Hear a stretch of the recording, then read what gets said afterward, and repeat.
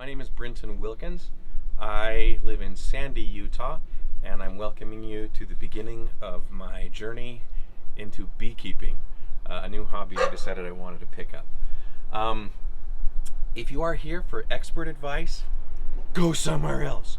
You're in the wrong place. I'm not an expert.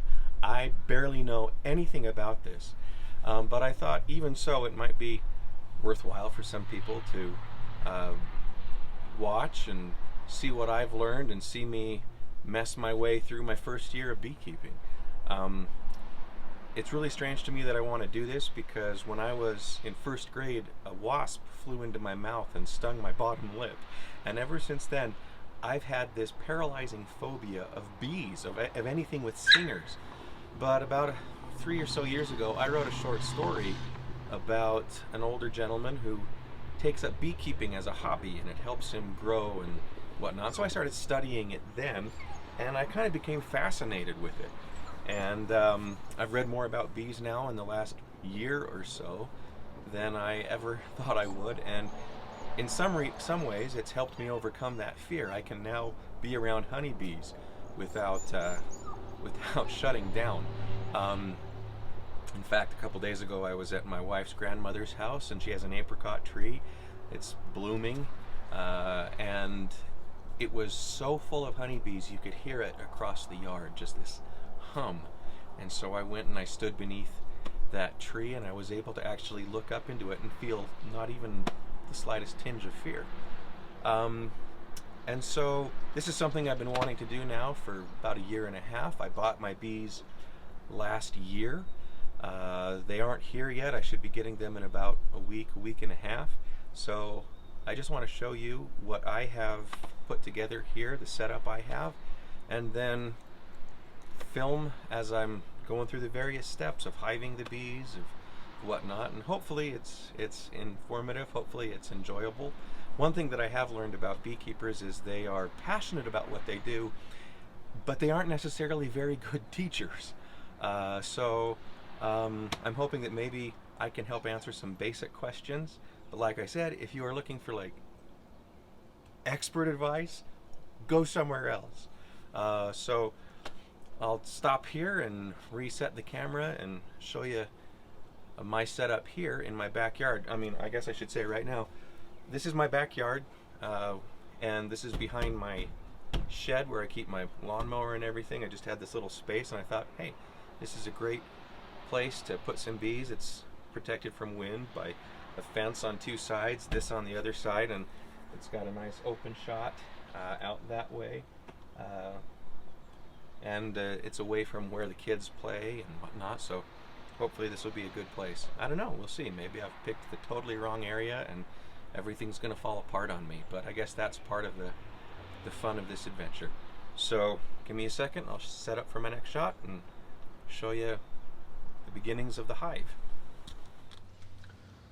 Okay, so this is a close-up shot of the Langstroth Hive that I have, and I know there are different types of hives, but this is the classic hive that people think of when they think of a beehive.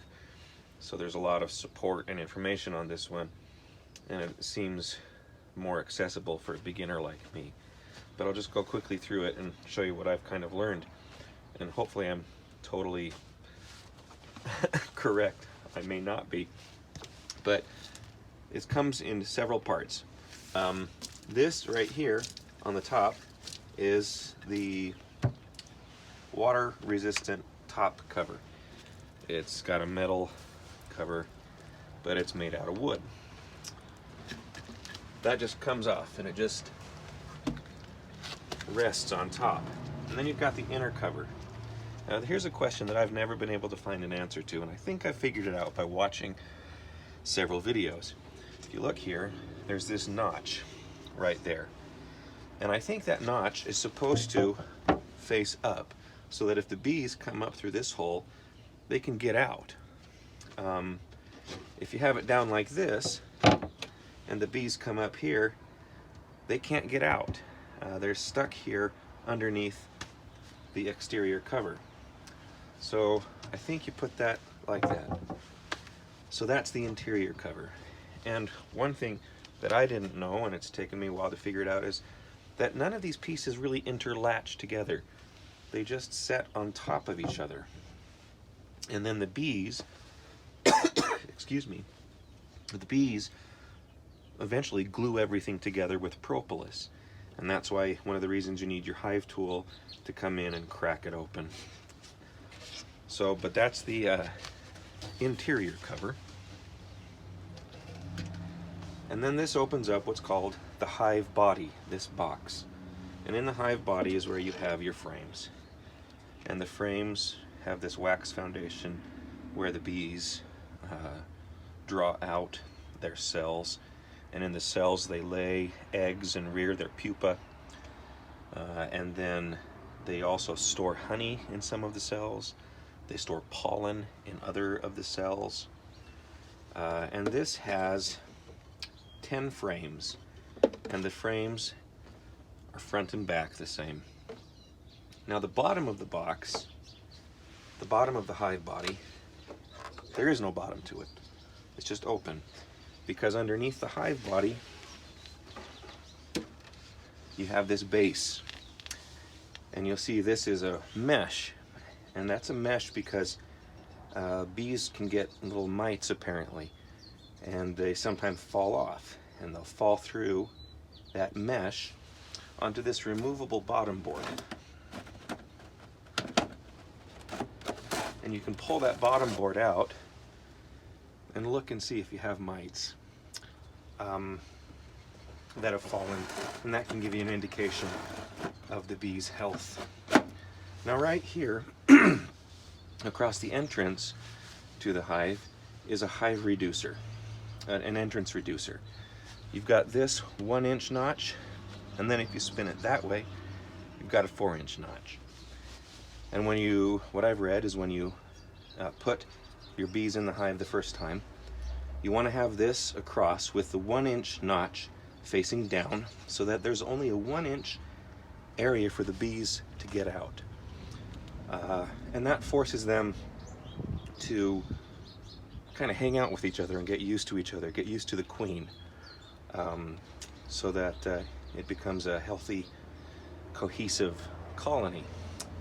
So those are the pieces. I've also got it, as you might be able to see a little bit, I've got it on some pressure-treated lumber that's been built into a base, keeps it up off the ground a bit so that vermin and other things have a harder time getting into the hive.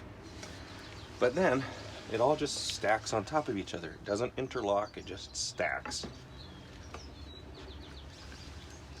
So you put the hive body on, you put the interior cover on, and you put the exterior cover on. And as I understand it, you put the bees in, they're going to hang out in here for about a month, building the wax cells and laying the eggs and developing their brood, their babies. And then after about a month, you put another hive body that looks just like this one on top and give the bees more time to fill that up with honey and other supplies, other pollen.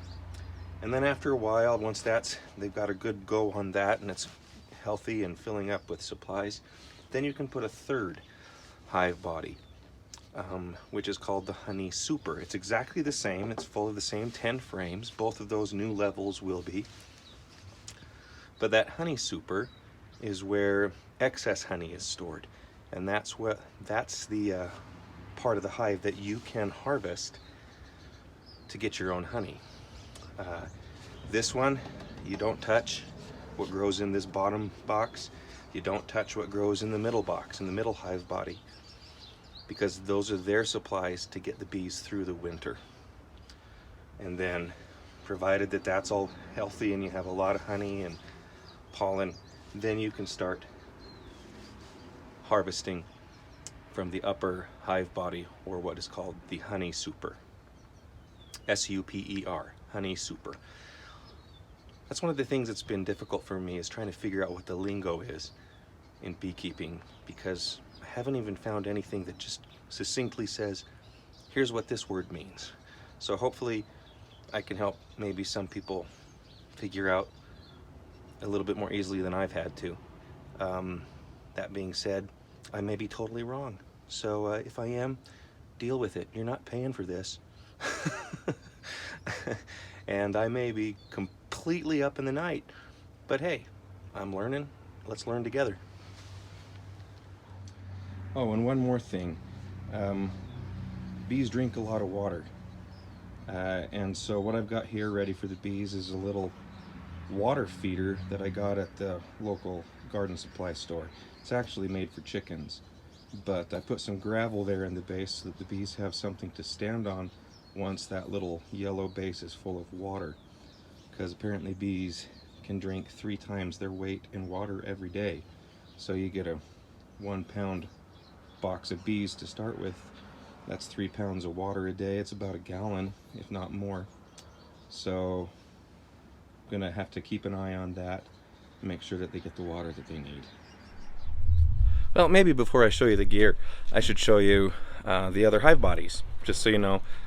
You already have them. You can buy them in packages so that you have everything to go, ready to go when you start. So we're now on the other side of my shed. Just opening it up and say, there are the bunnies. Say hi, bunnies. Don't ever buy bunnies. Bunnies are awful. Anyway, so here's my shed, and I'll just turn this around here. See, there you've got 2 more Hive Bodies that are ready to go. They look exactly the same. Yeah, the bunnies are freaking out. So